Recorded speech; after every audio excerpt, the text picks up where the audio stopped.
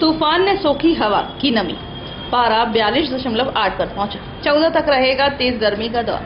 सैकड़ों किलोमीटर दूर बंगाल की खाड़ी में बने सुपर साइक्लोन मोखा का असर अंचल पर जबरदस्त तरीके से महसूस हो रहा है। इसके कारण सीजन में पहली बार तेज गर्मी का दौर चल रहा है। गुरुवार को पहली बार पारा 42 पर पहुंच गया, जबकि शुक्रवार को 42.8 डिग्री का रिकॉर्ड हुआ था। मौसम विभाग से मिली जानकारी के अनुसार ये तूफान जब तक समुद्र में रहेगा तब तक इसके असर से अंचल में तेज गर्मी का दौर चलता रहेगा।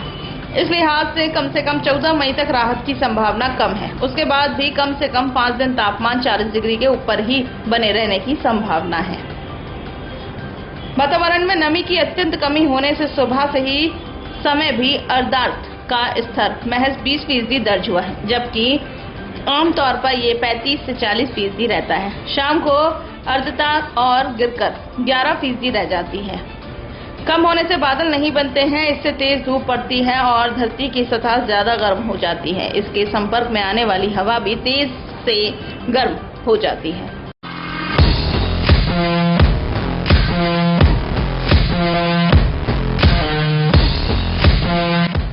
अब आपके शहर गुना में body temple unisex gym, be a best version of yourself. हमारा पता माथुर कॉलोनी गुना। मोबाइल 9111 821 007।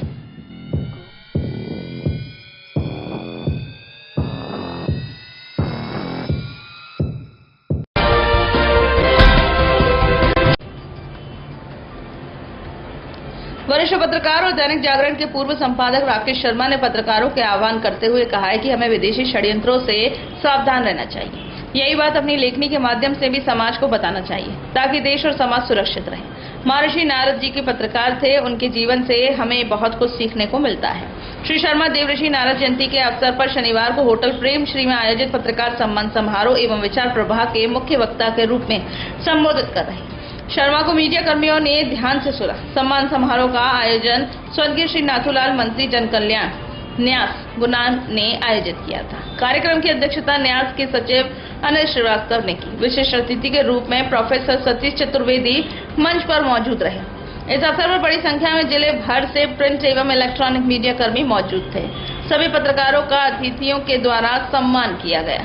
मंच का संचालन गोपाल स्वर्णकार कर रहे थे, जबकि अतिथियों का परिचय रविंद्र रघुवंशी ने दिया। न्यास के सचिव ने बताया कि हर साल अब नारद जयंती समारोह का आयोजन किया जाएगा।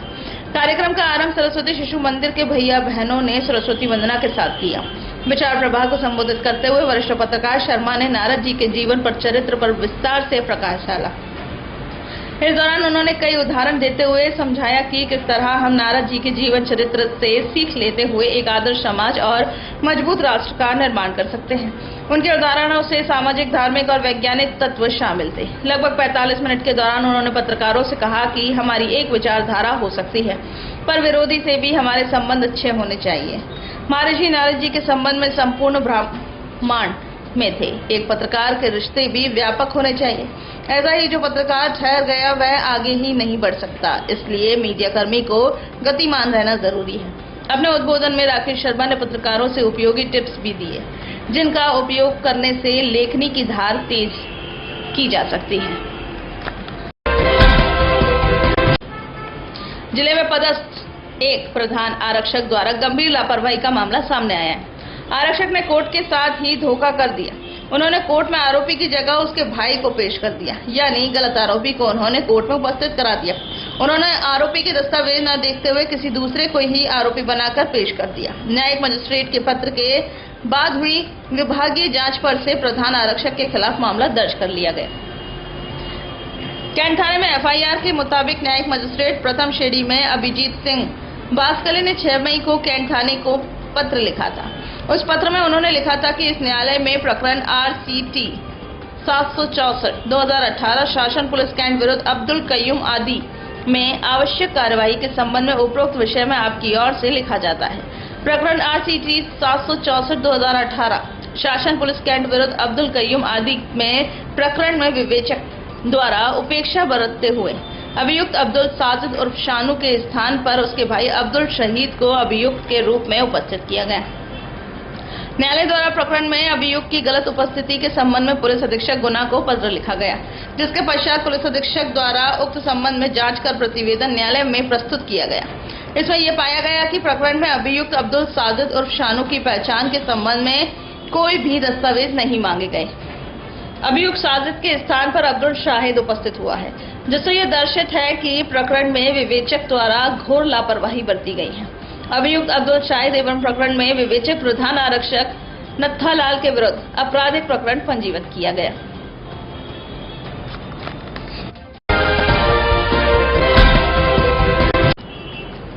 मुस्कान मैरिज गार्डन रुचियाई में संत रामपाल जी का विशाल सत्संग संपन्न हुआ। राघोगढ़ शनिवार को संत रामपाल जी महाराज के अनुयायियों ने विशाल सत्संग समारोह का आयोजन जिला गुना तहसील राघोगढ़ के रुचियाई मुस्कान मैरिज गार्डन में किया गया। बड़ी संख्या में श्रद्धालु जन संत रामपाल महाराज के मंगल प्रवचन सुनने के लिए पहुंचे। एलईडी टीवी के माध्यम से सुबह 11 बजे से दोपहर 4 बजे तक सत्संग चलाया गया। संत रामपाल जी महाराज ने सत्संग में बताया कि मौत बिसारी मूर्खा, अचरज किया कौन, तन मिट्टी में मिल जाएगा जो आटे में लोन, अर्थात है मूर्ख मानव, तूने कैसा आश्चर्य कर रखा है कि मृत्यु को भूला है। तेरा शरीर एक दिन मृत्यु को प्राप्त होकर मिट्टी में मिल जाएगा। तेरा नाम निशान यानी चिन्ह भी दिखाई नहीं देगा, जैसे आटे में नमक मिलने पर दिखाई नहीं देता।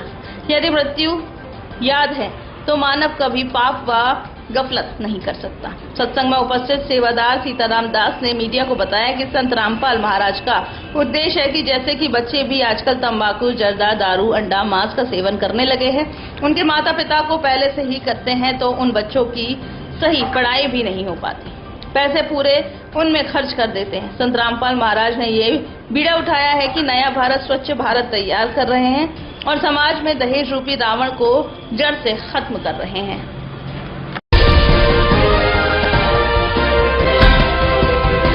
नगरपालिका परिषद के अध्यक्ष सविता अरविंद गुप्ता के मुख्य अतिथि में वार्ड क्रमांक 37 गोपालपुरा में 20 लाख रुपए की लागत से बनने वाली सीसी रोड वाली निर्माण कार्य का भूमि पूजन किया गया। भूमि पूजन में वार्ड पार्षद राजकुमारी लक्ष्मण जाटव विशेष रूप से उपस्थित रहीं। इस सड़क के बनने से लगभग 250 परिवारों को कच्ची सड़क से निजात मिलेगी, आवागमन में सुविधा होगी। इस सौगात पर वार्डवासियों ने नगरपालिका अध्यक्ष व वार्ड पार्षद का जोरदार स्वागत किया। इस अवसर पर पार्षद ममता तोमर, दिनेश शर्मा, ब्रजेश राठौर, ओम प्रकाश गब्बर, महेंद्र कुशवाहा, अशोक सोनी, लालाराम लोधा, राजू जाटव, विजय कुशवाहा के साथ प्रभारी सीएमओ श्री बीबी गुप्ता, अभियंत्री मयूरी श्रीवास्तव, अतिरिक्त ठेकेदार विनोद शर्मा, सुधीर शर्मा, भूपेश शर्मा, संजय शर्मा, जीतू गुप्ता आदि उपस्थित रहे। इस दौरान नगरपालिका अध्यक्ष सविता अरविंद गुप्ता ने बताया कि नगरपालिका द्वारा वर्षा पूर्व सभी नाले नालियों की सफाई की तैयारियां की जा रही हैं। जहां तक निर्माण संभव है वहां नालियों का निर्माण किया जा रहा है, जिससे वर्षा काल में जल निकासी सुगम हो सके तथा आम नागरिकों को जल भराव की समस्या से मुक्ति मिल सकेगी। उन्होंने बताया कि हमारे द्वारा सभी वार्डों में नालियों के निर्माण का विशेष ध्यान रखा जा रहा है। विगत वर्ष के जैसा जल भराव न हो, उसको ध्यान में रखते हुए कार्य किए जा रहे हैं। गुना के जिला एवं सत्र न्यायालय में लोक अदालत लगाई गई। इस लोक अदालत में सभी विभागों ने अपनी अपनी स्टॉल लगाकर ऋण और बकाया धारकों के लिए सुविधा देते हुए एक स्टॉल लगाई गई। इसमें बैंक ऑफ बड़ौदा के 20 साल पुराने ऋण धारकों के राजीनामे पेश हुए, जिससे 50,000 से अधिक की राशि बैंक ऑफ बड़ौदा के खाते में जमा हुई। नगरपालिका के नल के बकाया बिलों का भुगतान भी लोगों ने किया। वहीं बिजली बिल संबंधित मामले इस लोक अदालत में रखे गए थे, जिसमें सहमति बनने पर बकाया राशि के बिल जमा कराए गए।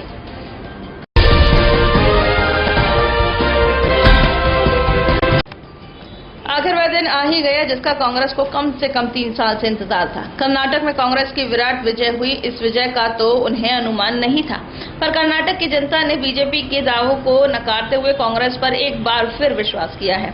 ज्ञात हो कि पूर्व में कांग्रेस की सरकार थी, पर बीजेपी ने विधायक खरीदकर मध्य प्रदेश की तरह अपनी सरकार बना ली थी। जनता में आक्रोश था जो इस चुनाव में खुलकर आया सामने।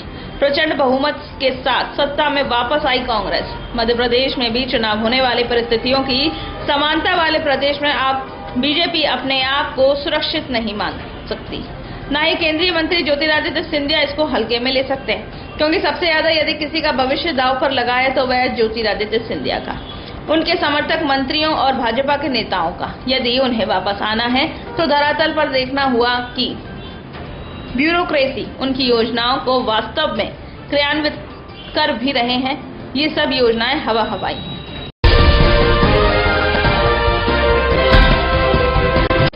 गुना जिले में आजकल हर कॉलोनी की सड़कों के हाल बेहद खराब बने हुए हैं। सड़कों के जगह से खुदी पड़ी हुई, जिसके कारण वाहन चालक, कॉलोनी वासी और पैदल चलने वाले परेशान हैं। हमारे संवाददाता ने जब महेश्वरी एक्शन चौराहे विकास नगर कॉलोनी का निरीक्षण किया तो ये खामियां देखने को मिली। कुछ ऐसे ही हालात सड़कों के ward number 20 site township colony में बीजी रोड बाईपास के पास स्थित, उसके भी यही हाल है। कॉलोनी खराब है, सड़कें खराब हैं, रास्ते भरे, सड़कों पर पानी लोगों के लिए परेशानी का सबब बना हुआ है। नगरपालिका प्रशासन को इस समस्या का निराकरण करते हुए इस बार अपना ध्यान आकर्षित करें और जिस कॉलोनी की सड़कें खराब है उनके लिए सुधार किया जाए, जिससे कि आवागमन बाधित न हो और लोगों को परेशानी का सामना न करना पड़े।